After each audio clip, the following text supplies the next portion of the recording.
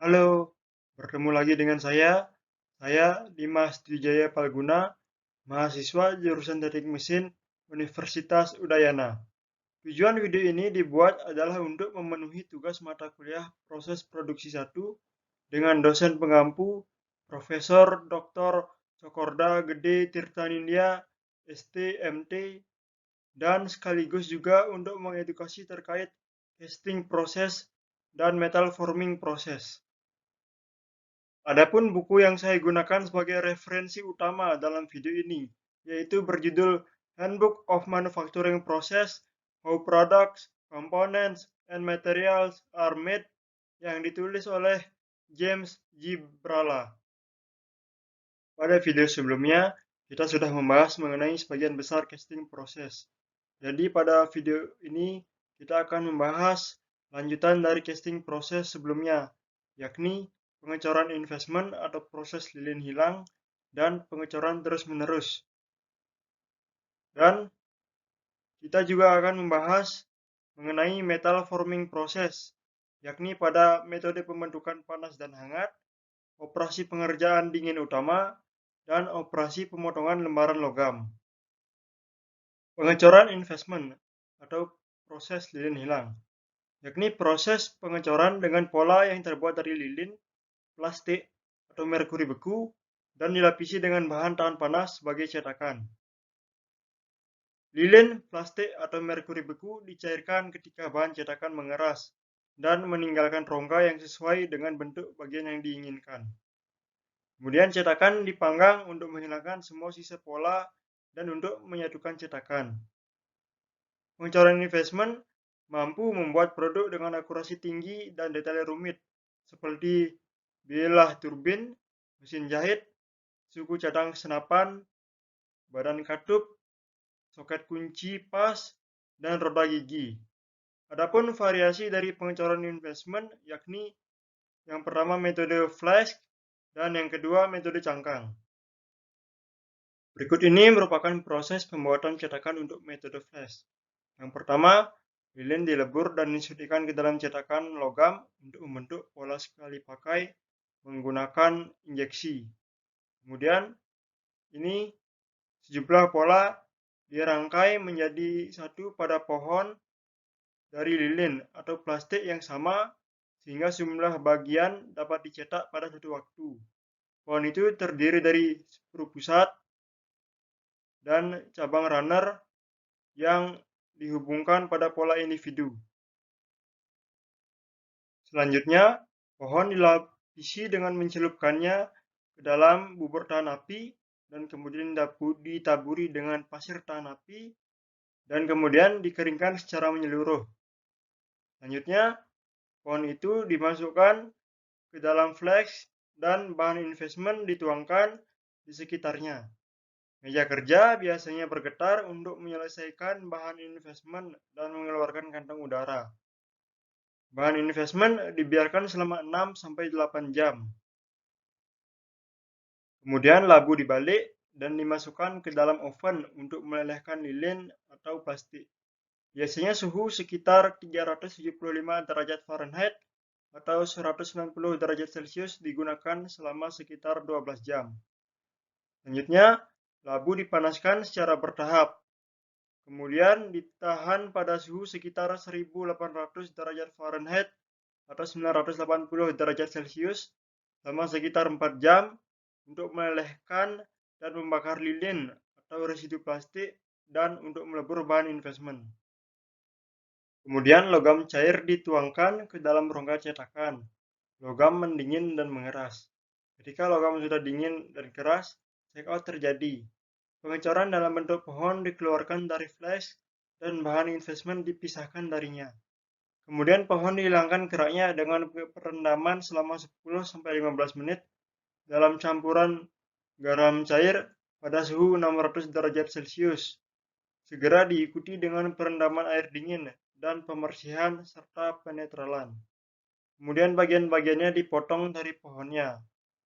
Dan jet serta runner dikeluarkan dari coran dengan metode permesinan abrasif atau lainnya.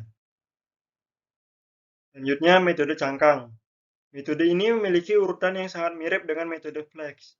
Daripada menuangkan massa padat bahan investment di sekitar pola pohon berlapis tipis, metode cangkang dilapisi dengan serangkaian lapisan celup bubur keramik sampai ketebalan cangkang yang diinginkan terbentuk. Ketebalan ini biasanya sekitar 6,3 mm. Sekitar 6 atau 7 celupan mungkin diperlukan, tergantung pada ukuran bagiannya. Metode cangkang memiliki permukaan yang tidak sebaik metode flex dan lebih sedikit dekarburisasi pada permukaan yang terjadi. Metode cangkang lebih sedikit memakan waktu daripada menggunakan metode flex. Berikut ini merupakan urutan langkah-langkah untuk metode cangkang.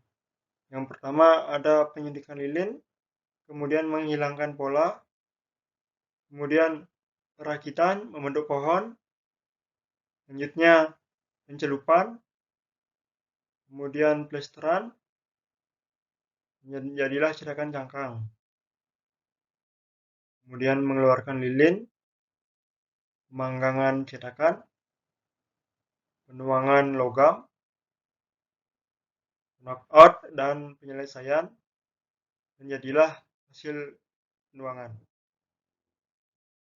Pengecoran terus-menerus atau kontinu merupakan metode penggilingan untuk memproduksi ingot, di mana metode ini lebih hemat biaya untuk produksi dalam jumlah pabrik. Di metode ini, logam cair terus dipadatkan saat dituangkan, dan panjangnya tidak ditentukan oleh panjang cetakan, tapi oleh lamanya waktu penuangan dan pemadatan berlanjut. Berikut ini merupakan pengecoran kontinu batang padat dengan mesin pengecoran kontinu vertikal. Di sini ada logam cair. Di sini merupakan cetakan berpendingin air. Kemudian ini ada saluran masuk dan keluar air pendingin. Di sini tidak diperlihatkan, tapi ada alas cetakan yang bergerak yang turun dengan kecepatan yang terkendali untuk memulai operasi. Kemudian di sini ada batang tuang. Di sini ada gergaji potong terbang. Dan ini merupakan roll untuk mengontrol pergerakan batang cor. Sekarang kita masuk ke materi selanjutnya, yakni proses pembentukan logam. Pembentukan logam mencakup sekelompok proses manufaktur di mana deformasi plastis digunakan untuk mengubah bentuk benda kerja logam. Deformasi plastis adalah kondisi suatu lempeng logam yang tidak kembali ke bentuk semula setelah mengalami pembebanan selama proses pembentukannya. Operasi pembentukan logam dilakukan dengan kompresi, menarik logam, atau membengkokkan logam. Logam harus memiliki sifat tertentu yang dipengaruhi oleh suhu, seperti keuletan dan yield strength atau kekuatan luluh. Kemudian pengaruh suhu menimbulkan perbedaan antara kerja dingin, kerja hangat, dan kerja panas. Kemudian metode pembentukan panas dan hangat, yakni operasi yang dilakukan pada bahan benda kerja yang telah dipanaskan di atas suhu rekristalisasinya. Suhu bervariasi untuk setiap bahan, tetapi biasanya sekitar 0,6 kali suhu leleh pada skala Kelvin atau suhu absolut. Pembentukan hangat melibatkan pemanasan hingga suhu 30% sampai 60% dari leleh, sedangkan pembentukan dingin terjadi ketika suhu logam di bawah 30% dari suhu leleh. Kemudian ada hot rolling. Dalam prosesnya, logam dipanaskan, dilewatkan di antara dua roll yang jaraknya kurang dari ketebalan logam. Rotasi roll menggerakkan logam ke depan, meremas, dan memanjangkannya. Proses ini memperluas dan menyempurnakan butir dari bahan yang digulung. Baja paduan rendah atau baja karbon biasa dipanaskan hingga sekitar 2200 derajat Fahrenheit atau sekitar 1200 derajat Celcius sebelum digulung dan setelah dipanaskan di lubang perendaman. Kemudian ada menggambar atau melekukan panas, yakni proses untuk membuat bentuk cangkir dengan beberapa kedalaman. Material dapat ditipiskan selama operasi ini, dan bagian terbentuk tabung dapat dibuat ketika cangkir yang dibentuk dalam suatu operasi tersebut dipanaskan kembali dan digambar ulang ke diameter yang lebih sempit, kemudian dipanaskan kembali dan didorong melalui serangkaian through bench yang selanjutnya mengurangi diameter dan memperpanjang panjangnya. Berikut ini merupakan gambaran dari drawing atau menggambar atau melekukan panas. Yang gambar A yakni penarikan pertama, di sini ada pelat panas diberikan kekuatan membentuk gelas, kemudian di sini menggambar ulang menggunakan gelas yang masih panas didorong hingga menghasilkan bentuk yang lebih panjang namun memiliki diameter yang lebih kecil. Kemudian di sini menggambar ulang menggunakan beberapa die di draw bench. Ini sini bertahap dikecilkan, kemudian dikecilkan lagi dan dikecilkan sehingga memiliki diameter yang kecil dan panjang yang lebih panjang daripada sebelumnya. Kemudian ada ekstruksi, yakni proses pengeluaran material melalui jalur tertentu sehingga menghasilkan bentuk panjang dengan penampang seperti lubang jalur. Berdasarkan proses pengerjaannya, ekstruksi dibagi menjadi dua, yakni direct extraction atau forward extraction dan indirect extraction atau backward extraction. Dan berdasarkan temperatur kerjanya, ekstruksi dibagi menjadi ekstruksi panas yang dilakukan pada logam yang suhunya di atas temperatur rekristalisasi. Suhu tersebut mengurangi kekuatan bahan dan meningkatkan keuletan bahan. Ekstruksi panas diperlukan ketika ingin mengurangi dimensi benda kerja secara ekstrim dan membentuk benda yang kompleks. Dan kemudian ada ekstruksi dingin, dilakukan pada suhu ruang. Proses ini biasanya digunakan sebagai finishing. Tujuan ekstruksi dingin adalah agar benda kerja memiliki dimensi yang sesuai, serta permukaan akhirnya baik dan kekuatannya meningkat. Direct extraction atau forward extraction. Pada extraction jenis ini, logam dimasukkan ke dalam wadah dan ditekan dengan penekan atau ram. Penekan tersebut membuat logam keluar dari lubang di sisi lain wadah dan memiliki bentuk penampang sesuai dengan bentuk lubang atau die. Di sini ada yang menggunakan mandrel, ada juga yang tidak menggunakan mandrel. Kemudian indirect extraction atau backward extraction. Pada ekstrusi ini, die dipasang pada pendorong atau ram. Ketika pendorong mendorong material tersebut akan mengalir melalui celah dengan arah yang berlawanan. Kemudian ada juga proses Journet, digunakan untuk ekstruksi logam besi. Bilet baja yang akan diekstruksi dipanaskan sampai kisaran suhu rekristalisasi dan kemudian dilapisi dengan kaca cair yang melumasi dan mengisolasi logam saat didorong melalui cetakan. Benda kerja biasanya diluruskan setelahnya untuk menghilangkan chamber dan twist yang mungkin terjadi akibat proses tersebut. Selanjutnya adalah penempaan atau forging, yakni proses deformasi di mana benda kerja ditekan di antara dua die atau cetakan. Penekanan dapat dilakukan dengan tekanan kejut menggunakan mesin forging hammer atau tekanan berangsur-angsur atau perlahan menggunakan forging press. Proses penekanan tersebut akan menghasilkan bentuk benda kerja yang sesuai dengan apa yang diinginkan. Contoh dari penempaan adalah komponen roda pendarat pesawat, suku cadang pesawat, dan mesin pesawat terbang lainnya. Di sini ada gambaran 3 proses forging. Yang pertama open die forging, yang kedua impression die forging, dan yang ketiga flashless forging. Open die forging seperti namanya, yakni penempaan terbuka, dan menggunakan palu berwajah datar. Kemudian ada impression die forging, yakni menggunakan cetakan tertutup dan biasanya menghasilkan flash. Kemudian ada flashless forging, Ini tidak ada logam yang berlebih atau flash, karena dengan hati-hati mengukur billet dan mengontrol beratnya sehingga tidak ada logam yang berlebihan. Selanjutnya ada drop forging, yakni cetakan die forging yang menggunakan drop hammer. Drop hammer adalah mesin yang menggunakan gravitasi udara atau tekanan uap untuk membuat pukulan berulang terhadap benda kerja. Dengan hammer drop gravitasi, rem yang sangat berat diangkat di atas cetakan tempa dan kemudian dilepaskan. Tindakan menekan kemudian diulang sampai benda kerja telah mencapai bentuk yang diinginkan. Gaya tumbukan membantu operasi penempaan.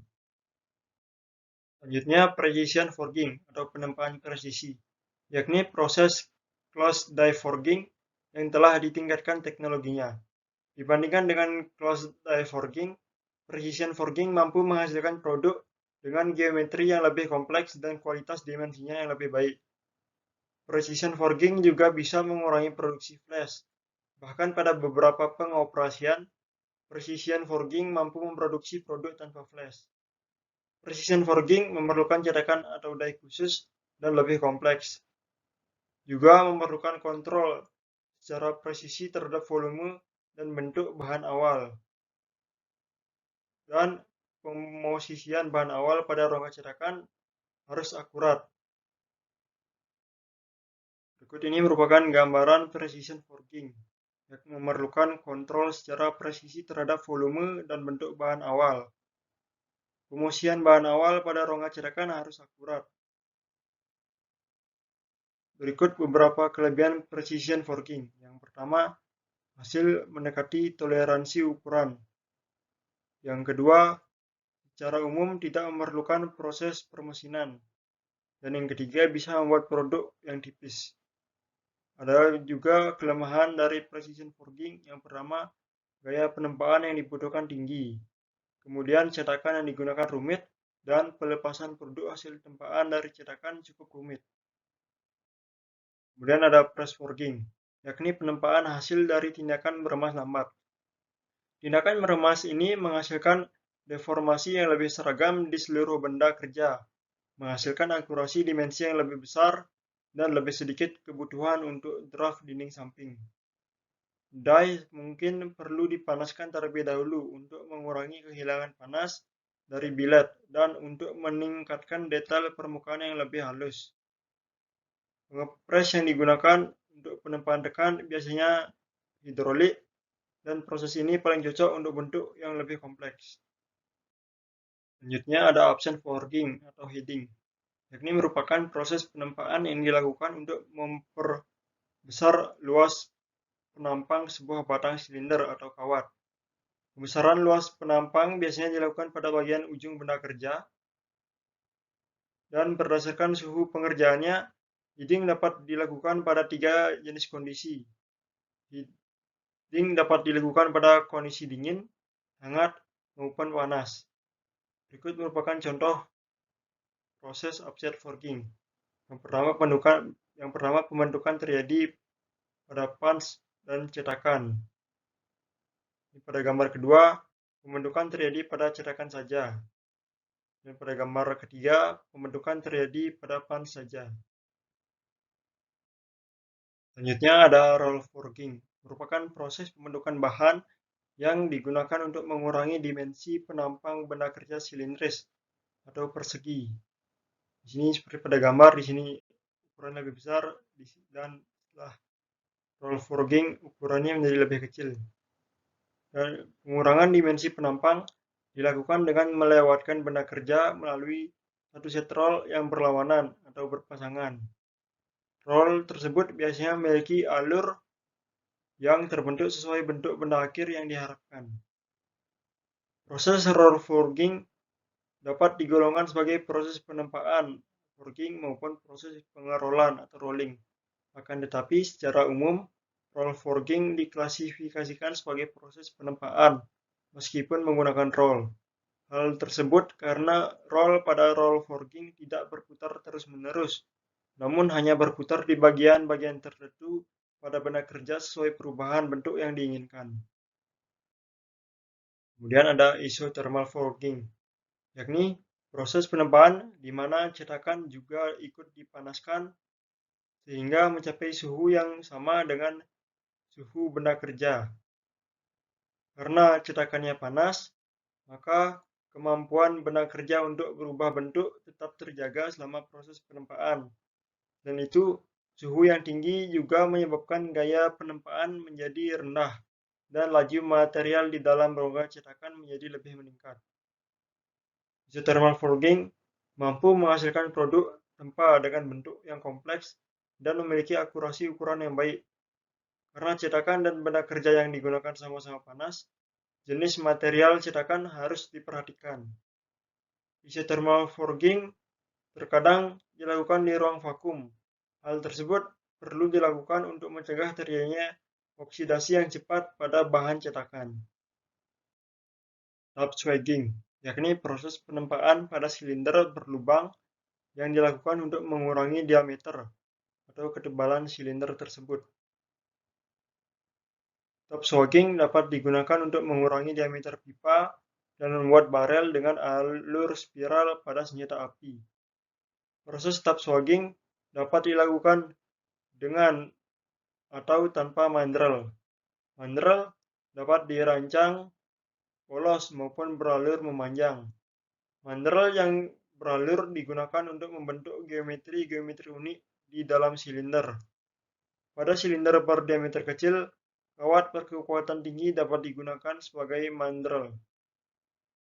Selanjutnya, yakni ring rolling atau mandrel forging, yakni proses untuk membuat bagian-bagian berbentuk cincin dari penampang tertentu dengan menggunakan belangko berbentuk cincin di antara roller yang mengontrol diameter, lebar, tinggi, dan bentuk penampang. Di sini, seperti pada gambar, ada main roll untuk menggerakkan cincin, kemudian ada idle roll yang memberikan tekanan sehingga mengatur ukuran cincin, dan ada juga edging roll yang membentuk bagian tepi cincin. Selanjutnya ada piercing, yakni proses pengerjaan logam panas untuk membentuk pipa mulus berdinding tebal. Berbagai operasi sekunder dilakukan untuk mengukur dan meluruskan tabung dan untuk mengubah ketebalan dinding. Dalam proses ini, batang yang dipanaskan dilewatkan di antara dua roll dirus yang dimiringkan pada sudut yang berlawanan sekitar 6 derajat dari sumbu batang yang dipanaskan. Bar didorong ke depan terhadap mandrel runcing. Tekanan dan kemiringan roll cenderung meratakan batang dan menyebabkan retakan kecil di tengah. Mandrel runcing memasuki celah ini dan memaksa logam mengalir ke dalam bentuk tabung. Saat batang yang dipanaskan maju, panjang tabung mulus terbentuk.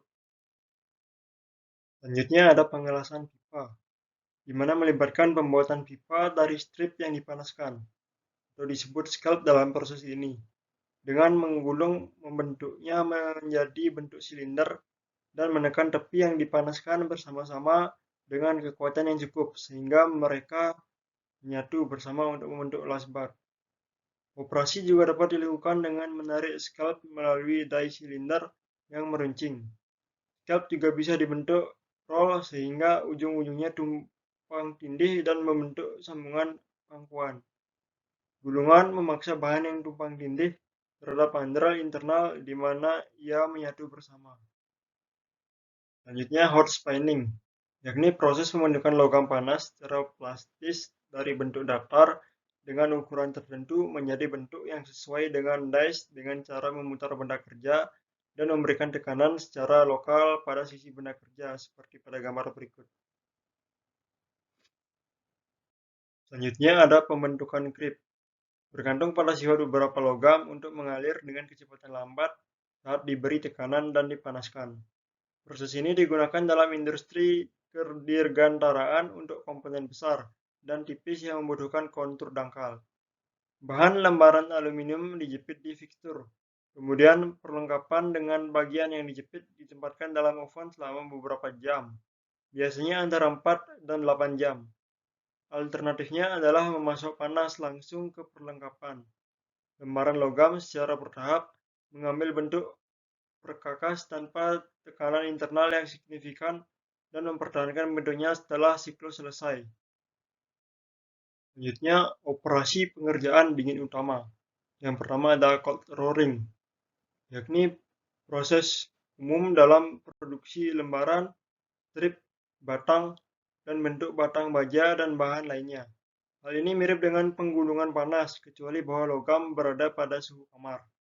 Karena dilakukan pada suhu kamar, cold rolling memerlukan energi yang besar karena material dengan suhu kamar memiliki kekuatan yang lebih besar dan akan menghasilkan produk dengan sifat anisotropik atau sifat material yang memungkinkannya untuk mengubah atau mengasumsikan sifat yang berbeda dalam arah yang berbeda, menghasilkan produk dengan dimensi yang lebih baik dan menghasilkan produk dengan kekuatan serta kekerasan yang lebih tinggi.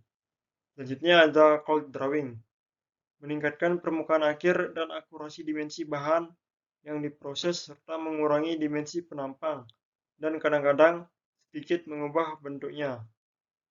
Di samping ini ada gambar cold drawing. Selanjutnya ada operasi pemotongan lembaran logam, di mana ada shearing yang dibagi menjadi squaring shears, alligator shears, dan rotary shears. Kemudian ada nibbling, ada slitting, ada blanking yang dibagi menjadi steel roll die blanking, cut off, parting, dan photochemical blanking. Selanjutnya ada punching yang dibagi menjadi karet punching dan notching. Kemudian ada trimming, ada shaving, ada lancing, fine blanking yang di mana di fine blanking ada yang disebut dengan semi piercing. Yang pertama, shearing merupakan proses paling dasar dalam pemotongan logam. Sering mengacu pada pemotongan lembaran logam dalam garis lurus tanpa pembentukan chips dan tanpa pelelehan atau oksidasi. Seperti pada gambar, lembaran logam diletakkan pada bagian perkakas yang lebih rendah atau disebut die, dan anggota perkakas lainnya, yakni punch. Punch memiliki tepi yang tajam yang kira-kira berlawanan dengan tepi tajam cetakan. Ada sedikit jarak antara keduanya. Pemotongan terjadi ketika pukulan punch turun ke bawah ke dalam benda kerja lembaran logam. Lembaran dipotong dan juga berubah bentuk ke arah bawah. Jika kekuatan pukulan memasuki benda kerja melebihi kekuatan logam, benda kerja patah. Squaring shears, yakni mesin yang melakukan operasi shearing. Metode ini membuat potongan lurus yang akurat pada lembaran logam dengan ketebalan maksimum sekitar 1,5 inci atau 38 mm dan lebar hingga 20 kaki dapat diproses pada mesin terbesar. Lihat pada gambar di samping, lembaran yang akan dipotong ditempatkan di atas meja mesin di bawah rem yang memiliki bilah yang terpasang. Bilah dan ujung tombak meja mesin berada dalam sejajaran yang rapat. Saat rem turun, satu set jari penjepit atau batang penjepit turun bersamanya dan memegang lembar benda kerja dengan kuat. Pisau kemudian bergerak ke bawah lebih jauh untuk memotong benda kerja. Biasanya bilah diikat ke alat pelantak dengan sedikit miring ke horizontal, hingga aksi geser progresif dari satu sisi ke sisi lain saat bilah turun. Gerakan ram biasanya bertenaga mesin kecuali untuk mesin kecil yang mungkin menggunakan tenaga lengan atau kaki manusia untuk menurunkan ram. Selanjutnya ada alligator shears. Alligator shears mendapatkan namanya karena gerakan memutar bilahnya mengingatkan pada gerakan rahang buaya. Tindakan geser mirip dengan gunting. Mesin ini memiliki bilah pemotong yang agak lebih pendek daripada squaring shears dan oleh karena itu paling baik disesuaikan dan paling banyak digunakan untuk batang geser. Rotary shears, ini menggunakan dua roll berlawanan dan miring, digiling pada suatu sudut yang menggelinding melintasi lembaran atau plat dan menghasilkan aksi geser. Plat baja dengan ketebalan sekitar 1 inci atau 25 mm dapat dipotong dengan cara ini. Cara ini juga dapat memotong bagian yang tidak beraturan. Berikut ini merupakan gambar rotary shears yang digunakan untuk membuat potongan melengkung pada bahan lembaran. Potongan atas diberi daya untuk rotasi dan posisi. Selanjutnya ada nibbling, yakni proses di mana pemotongan panjang dibuat dengan meninju serangkaian lubang atau celah yang tumpang tindih di benda kerja. Pres yang menggigit biasanya beroperasi pada 300 hingga 900 pukulan per menit. Pendekatan ini memungkinkan pemotongan kompleks untuk dilakukan. Berikutnya ada slitting, yakni operasi siring yang membagi lembaran atau lembaran logam melingkar menjadi lembar yang lebih sempit. Operasi ini biasanya dilakukan di lini mesin yang memasukkan bahan lembaran yang digulung ke mesin slitting dan menggulungnya kembali setelah slitting. Berikut ini merupakan gambaran dari mesin slitting. Selanjutnya ada blanking, yakni operasi pressworking yang digunakan dalam produksi bagian dari lembaran logam. Dalam operasi, benda kerja datar dengan ukuran dan bentuk yang diinginkan dipotong sepenuhnya di sekitar pinggiran dalam satu pukulan tekan dengan set punch dan die. Perhatikan gambar di samping. Pukulan turun dan memotong stok lembaran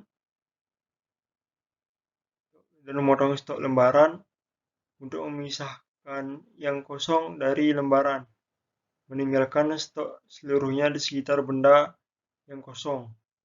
Perhatikan tepi blanko yang merupakan tipikal dari semua bagian yang dicukur, dikosongkan, atau dilubangi. Ada 3 area tepi yang berbeda. Yang pertama, area deformasi plastis, di mana tepi die pertama kali menumpuk lembaran. Kemudian area kedua, area mengilap, di mana geser murni terjadi. Dan area ketiga, area breakaway, di mana lembaran logam patah. Selanjutnya ada steel roll die blanking. Metode ini sangat cocok untuk produksi suku cadang dalam jumlah lebih rendah yang terbuat dari bahan yang lebih lembut seperti kulit, karet, lembaran plastik, serat, dan kertas karton. Perhatikan pada gambar di samping, dies agak mirip dengan pemotong kue. Mereka terdiri dari strip tipis baja keras yang ditekuk ke bentuk bagian yang dikosongkan dan ditahan di dasar kayu atau bahan lainnya. Tepi strips yang terbuka diasah, die dipasang pada press ram pada permukaan yang berlawanan di tempat tidur tekan. Ada baja keras punch yang terbuat dari stok datar dan dipotong menjadi bentuk kosong. Ketika ram tekan turun, ujung tombak baja menembus material kerja dan ada aksi potong antara aturan baja dan punch. Selanjutnya ada danking, yakni mirip dengan steel roll die blanking karena pemotongan dilakukan dengan ujung seperti pisau yang dapat menahan permukaan datar. Dalam variasi ini, pemukulan seperti pisau dan dudukannya semuanya terbuat dari satu bagian baja, dikeraskan dan diasah di bagian ujungnya. Pada gambar di samping, penampang dari die blanking yang khas. Bahan kerja dipotong ketika die menekannya ke balok kayu keras. Selanjutnya ada cut off dan parting. Cut off adalah operasi stamping untuk memutuskan bagian dari lembaran atau strip stock, biasanya dengan satu garis potong. Sedangkan parting mirip dengan cut off, di mana part dipisahkan dari bahan stripe, kecuali istilah parting menyeratkan bahwa beberapa material dihilangkan dalam operasi, sedangkan cut off menyeratkan pemotongan hanya sepanjang satu garis. Pada gambar di samping, pukulan perpisahan digunakan untuk membuat potongan terpisah dari bahan stripe ketika ujung-ujungnya tidak berpasangan. Selanjutnya ada photochemical blanking. Proses ini menggunakan resisten fotosensitif yang merupakan bahan pekat cahaya, sebagai maskan atau lapisan yang diterapkan langsung ke komponen untuk melindungi area permukaan. Maka langkah utama photochemical blinking yakni yang pertama ada sketsa bagian yang diinginkan, yang kemudian yang kedua siapkan karya seni plastik 1-100 kali, kemudian yang ketiga cara fotografi mengurangi keukuran sebenarnya, kemudian keempat lapisi lembaran logam dengan fotopolimer, kemudian yang kelima tempatkan transparansi pada lembar dilapisi dan paparkan fotopolimer ke sinar ultraviolet, dan yang keenam mengembangkan fotopolimer yang terkena. Kemudian pada langkah ketujuh, etsa bagian dari lembaran logam benda kerja kemudian direndam dalam reagen kimia yang menghilangkan bahan benda kerja yang tidak tertutup. Dan pada gambar ketujuh, hilangkan polimer. Dan bagian selesai.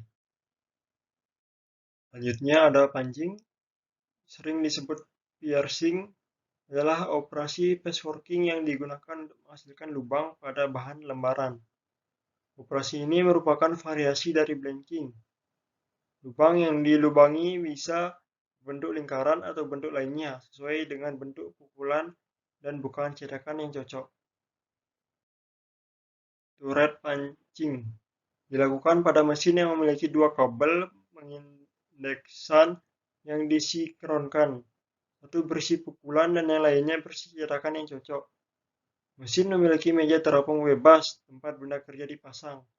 Benda kerja datar dapat dipindahkan, baik secara manual, seringkali dengan bantuan template, atau dengan kontrol numerik komputer untuk menempatkan benda kerja di bawah pukulan operasi.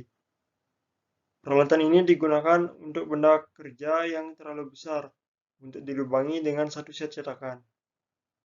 Selanjutnya ada nudging, yakni meninju atau menusuk dilakukan di tepi benda kerja. Pengoperasian dilakukan ketika bentuk blank terlalu rumit untuk digabungkan sepenuhnya ke dalam blanking die.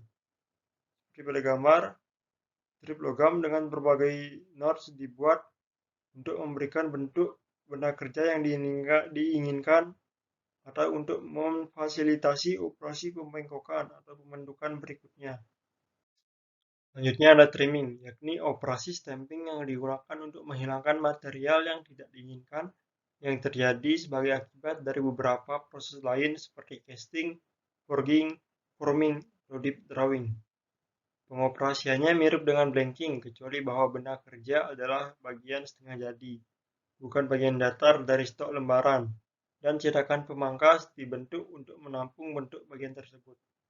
Dalam die casting, trimming menghilangkan sprue, flash, dan runner, dan dalam deep drawing dan beberapa operasi pembentukan, trimming menghilangkan flansa yang tertinggal.